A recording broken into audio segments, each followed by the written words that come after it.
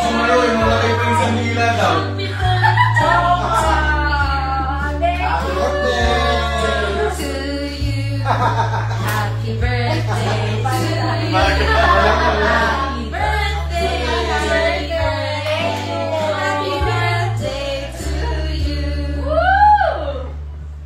Hello Kathleen fans! Ito na nga ha, napapansin ng mga Kathleenatics. Yung sobrang kabaitan talaga ni Sir Alden, given yun, pero isa pang napansin na dito, yung parati sila magkasama ni JV Ejercito.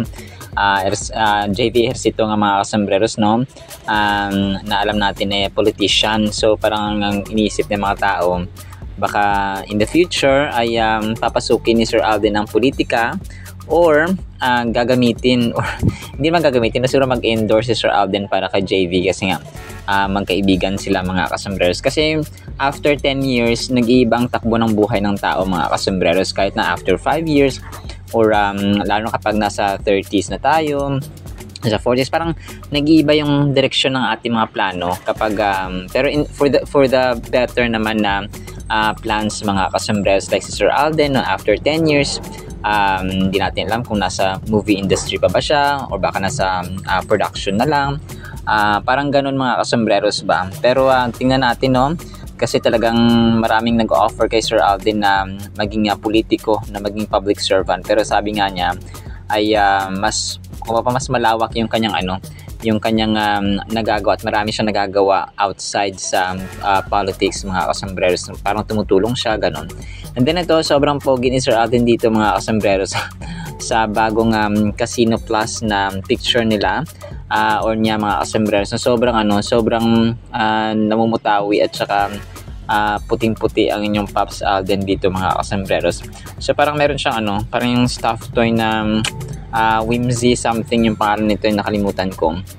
And then dito ko nalaman na si Ma'am Maris Racal ay isa rin pala sa sa mukha or faces mga kasambreros ng Casino Plus, maliban kina Ma'am Barbie Imperial, kina Ma'am Julia Barreto, kina Ma'am Melay Cantiveros, and so on mga kasambreros.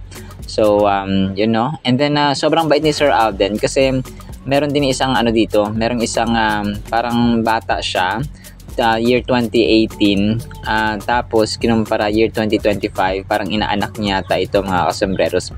So posted by Kizzy Esguera. Malaki na, no, after 7 years yung baby ay naging malaki na siya mga kasambreros. Growing up too fast na si Ian Bert Capricho. So sobrang bait niya, hindi na, sabi dito na nag-post, hindi niya talaga nakakalimutan daw yung bata at saka yung nanay ng bata mga kasambreros.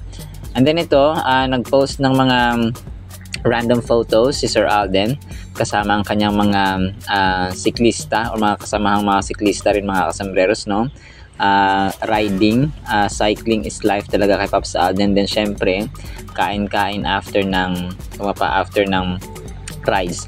And then ito, kakapost lang kasi nito mga kasambreros, ito pa yung time na papunta sila sa Dubai, diba? Tapos ito yung time na may sakit yata si Catherine, tapos yun nga, no, nung time din na parang sinalo ni Sir Alden yung pagkanta request ng mga tao na kumanta si Catherine, pero siya lang yung sumalo kasi nga may sakit si box office queen mga kasambreros. And then ito, sobrang ganda nitong prayer ni Sir Alden mga kasambreros. Romans 8:38-39. For I am convinced that neither life nor death, or neither death nor life, neither angels nor demons, neither the present nor the future, nor any powers, neither height nor depth, nor anything else in all creation will be able to separate us from the love of God that is in Christ Jesus our Lord. So napakaganda. Amen na Pops Alden. So Romans 8:38-39, isa sa powerful verses mga kasambreros sa ating banal na kasulatan, and worth reading talaga itong Book of Romans din po. And then ito, nag-post din siya ng photo nila, no? Ito nga, kasama pa yung birthday girl na si Kay Gangkaiko, yung naka-post mga kasambreros. Ito ang kanyang inakbayan. Tapos na Sir JV, tapos sina Ma'am Marlene Capones, at saka si Mitch Oliva nga mga kasambreros. So if I'm not mistaken, anak ni Sir JV Ejercito itong kasama rin niya sa rides or pag bibisikleta mga kasambreros. So, ang kulit lang ninyo ni Pops Alden. And yung birthday surprise niya actually dito kay hindi ko na mention. Ang birthday surprise niya kay Ma'am Kay Gangkayko ay sobrang bait dito mo nakita talaga na parang inside out talagang si Pops Alden, he walks his talks mga kasembreros. So kuha pa parang may case siya na kuha pa parang pag ini-interview siya, talagang malalim yung wisdom at saka yung mga lumalabas sa bibig niya mga kasembreros. Tapos talagang sinasagawa niya or talagang ginagawa niya mga kasembreros. So ang dami ang dami niya nang ginagawa mga kasembreros. Nagsimula na rin siya mag-painting and then nag-post siya dito last item natin. Ito nga Colnago na kulay parang violet yata at yung kanyang sulat at saka black yung kanyang kulay mga kasembreros. So parang siguro nagandahan lang siya dun sa style. Medyo malaki yung kanyang tire kumpara mo dun sa kanya na maliit, no? So UAE, Team Emirates and Colnago World. So parang ito yung style naman sa UAE or United Arab Emirates mga kasembreros na Colnago. Mahal pala nito, no? So yun lang actually sa ating Kathleen items. Sana po ay pahingan po natin ang Word of God. Isang maulang hapon sa inyong lahat. At para po sa ating Word of God mga kasembreros ay sobrang the best po nito. Ang title natin, Marami Man. Psalm 34:19. Marami are the afflictions of the righteous, but the Lord delivers him out of them all. So napakaganda nito mga kasembreros kasi meron tayong dalawang bagay na titingnan dito. And ang verse na ito ay parang nag-intrigue siya, no? Kasi it speaks about the existence of troubles and challenges in our lives. So ang verse na ito mga kasembreros ay parang parang sarcasm, parang irony kasi nga righteous, 'di ba? Pero marami pa rin siyang suliranin na dapat kakaharapin. So many are the afflictions of the righteous. So hindi ibig sabihin na righteous ka sa harapan ng Panginoon, kumaga pa banal ka for example or tama ka or sumusunod ka sa harapan ng Panginoon, ay wala ka ng problema. Okay? Ang tendency kasi nito kapag ikaw ay sumusunod sa Panginoon, mas target ka ni Satanas. Kasi hindi na niya ita-target at hindi na niya bibigyan ng maraming temptations, hindi na niya bibigyan ng maraming suliranin at trials sa mga kasembreros yung mga taong nasa kanya na. Okay? Yung mga walang panahon sa kanya, yung mga walang pananampalataya. So hindi na niya yung bibigyan ng maraming suliranin kasi nga parang kaanib na niya sila. Kumaga pa yung miyembro na sila niya or ito sobrang busy nito, wala tong panahon sa Diyos. So okay na yan.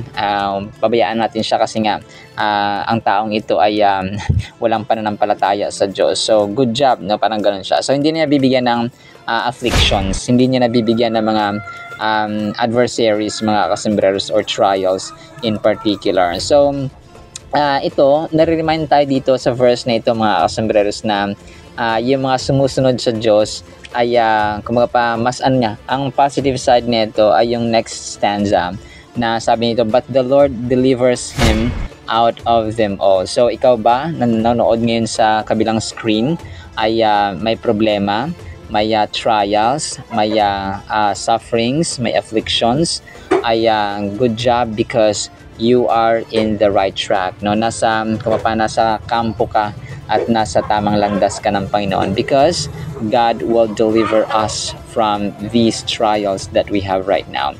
So in fact, being righteousness not spare us from difficulties, rather it acknowledges the reality that troubles are a part of our journey. Saying that there are many afflictions suggests we might face numerous challenges throughout life. So gaya na mention ko mga kasembreros, no?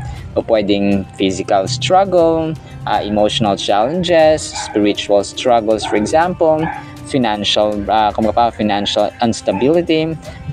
However, okay, yung second part mga kasembreros ay pag-asa ang hatid sa atin at reassurance ng pangako ng ating Panginoon. Alam nyo, sobrang nakakabilib at nakakatouch ang verse nito mga kasembreros kasi parang sa isang madilim na paligid, sa isang wala ka nang makita, wala ka nang makitang ilaw, wala ka nang makita na kasindi na pag-asa mga kasembreros, ang Diyos po ay nagpo-provide, no?